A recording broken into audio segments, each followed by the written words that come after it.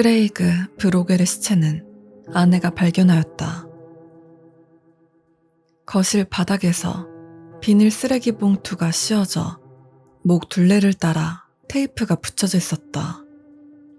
또한 비어있는 신경 안정제가 유서와 함께 부엌 선반 위에서 발견되었다. 외관을 검시한 내 첫 번째 소견으로는 그 어떤 속박이나 물리적인 다툼이 확인되지 않았다는 거였다. 피부 깊숙이 증거는 약물과 질식에 의한 자살을 가리켰다. 난 자살이라고 결론을 내려 했지만 그때 데이비드 프랭클린 형사가 부검을 요청했다. 난 납득할 수가 없어요. 데이비드가 말했다. 내 말은 이 남자, 이 사람은 모든 걸 가지고 있었어요. 수십억이 넘는 재산에 자식들은 야구 선수들이지. 부인은 또 엄청난 미인이죠. 그런 사람이 자살을 한단 말이에요?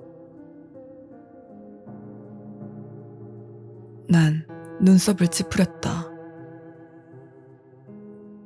우울증은 누구에게나 올 수 있어요, 데이비드. 그리고 사람들은 그걸 꽤나 잘 숨기죠. 물론이죠, 짐. 당연해요. 그건 알고 있어요. 하지만 제가 말하고 싶은 건 그것뿐만이 아니에요. 그건 당신은 현장에 없었죠.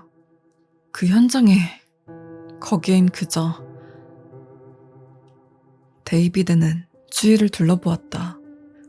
마치 방 안에 누가 있는지 확인이라도 하는 것처럼. 뭔가 느껴졌어요. 그게 다예요. 그가 말했다. 그게 무슨 말이에요? 뭔가라니? 제가 알지 못하는 증거라도 나온 건가요? 데이비드는 한숨을 내쉬었다. 이봐요. 그냥 이번 한 번만 절 위해 해주세요. 부탁 하나 들어주는 셈 치고 나중에 술 한잔 사드릴 테니까요. 난 브로겔 씨의 시신을 내려다보았다. 부검은 아주 손이 많이 가는 데다 비용도 만만치 않다. 게다가 보통 난 부검을 해야 할 타당할 이유가 있지 않으면 부검하길 피해왔다. 그건 내 방침이었다. 하지만 난 형사의 직감이라는 건 꽤나 납득이 가는 이유라고 여겼다.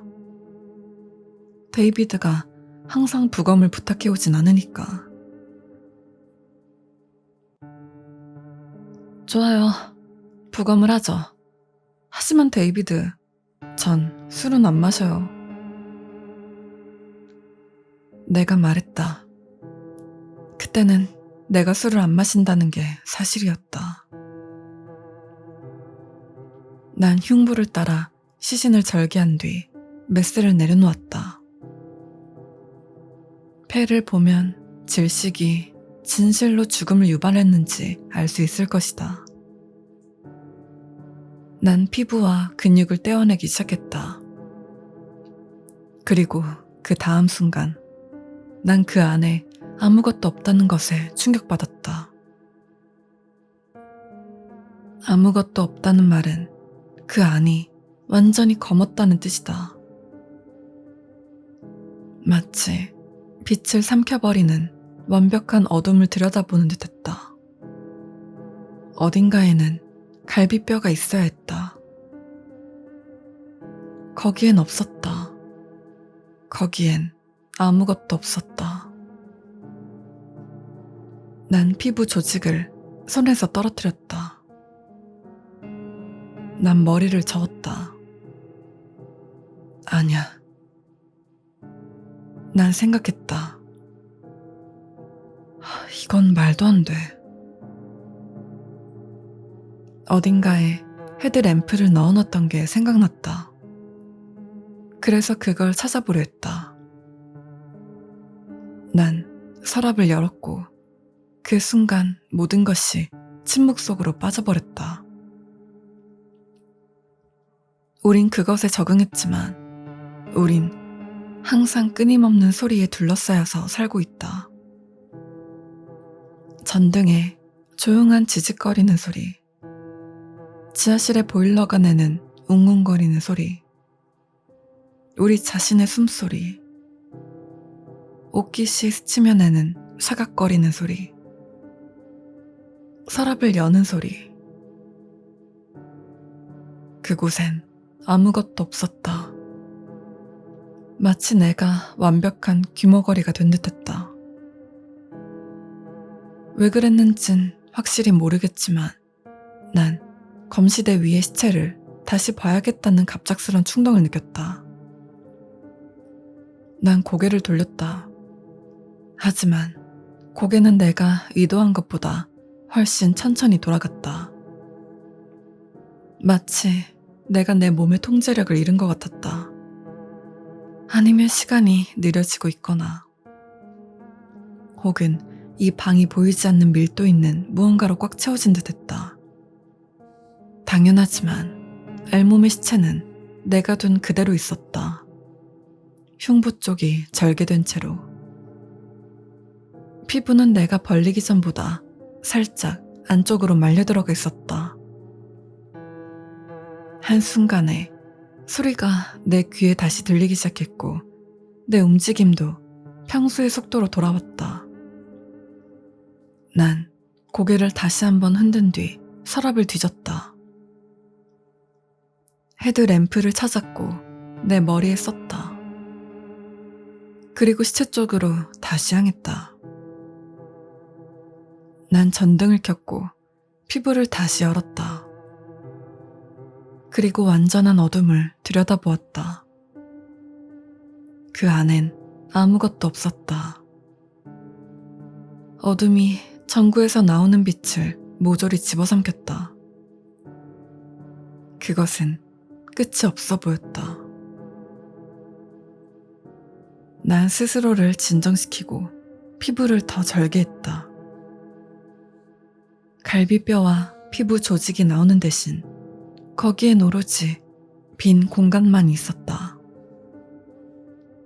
난 머뭇거리며 손가락을 집어넣어 보았다.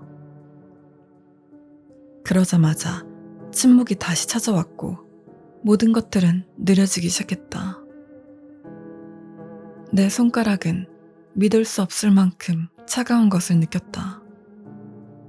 마치 드라이아이스를 만지는 듯했다. 난 내가 할 수 있는 한 가장 빠르게 손가락을 빼냈다. 하지만 전혀 빠르게 느껴지지 않았다. 그건 마치 유사에서 빠져나오는 것 같았다. 하지만 내가 손가락을 빼자마자 현실의 속도감이 공간에 다시 찾아왔다. 난 펄쩍 뛰어 뒤로 물러난 다음 다시 메스를 잡았다. 오른쪽 허벅지를 따라 깊게 절개했고 피부를 드러내었다. 그러자 더 많은 어둠이 있었다. 난 왼쪽 허벅지에도 똑같이 해보았지만 역시 같은 어둠만 보일 뿐이었다. 손이 떨리고 난 엄청난 두려움을 느꼈다.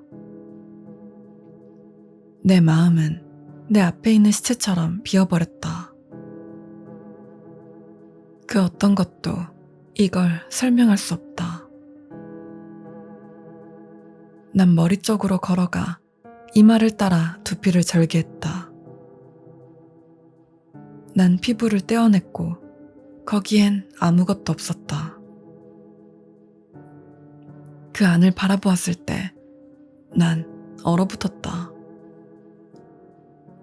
난 잘려나간 메스를 들고 암흑을 응시하며 가만히 서 있었다.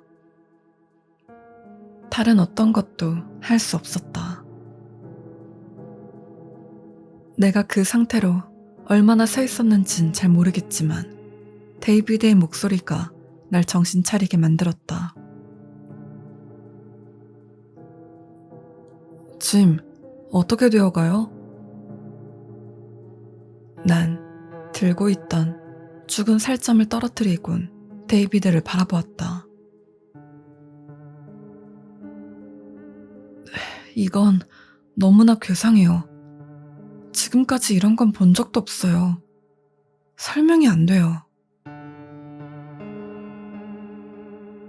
어떻게 그런데요?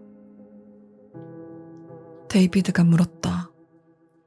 난 시체를 가리켰다. 한번 보세요. 내가 말했다.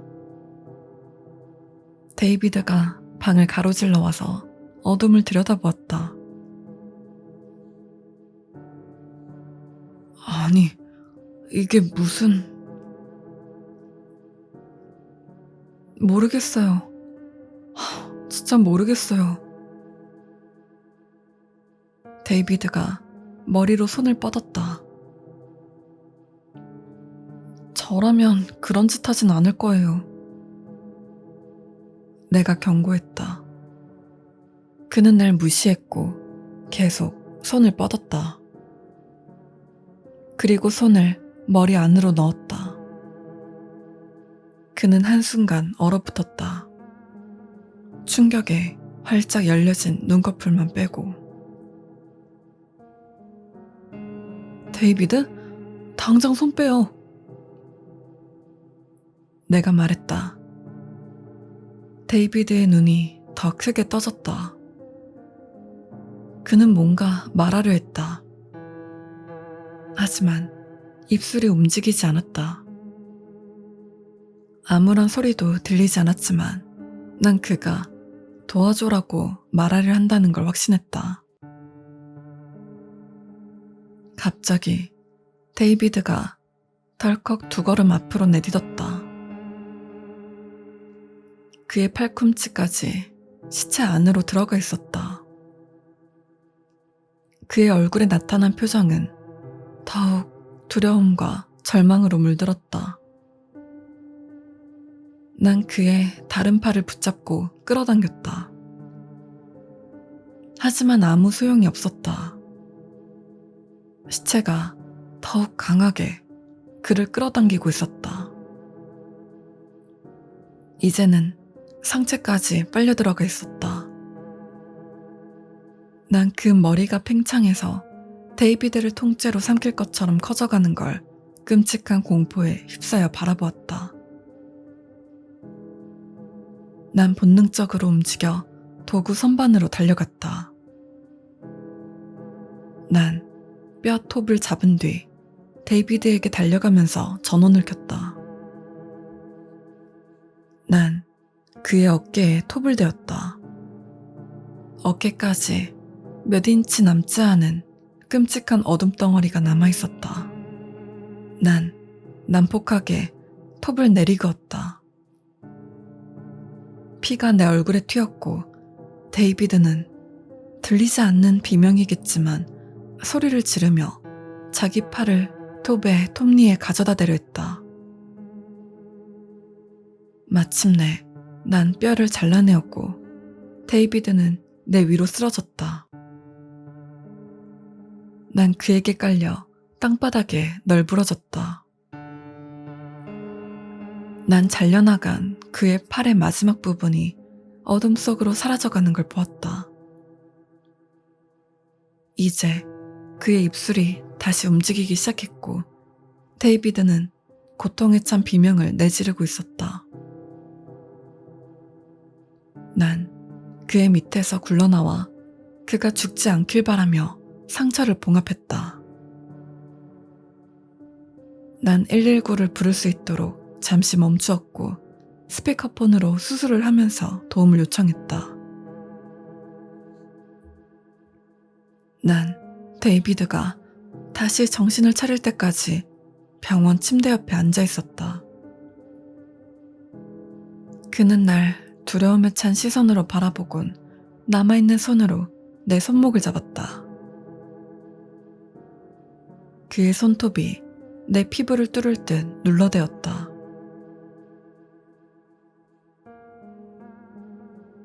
난 봤어요. 난 여전히 보여요.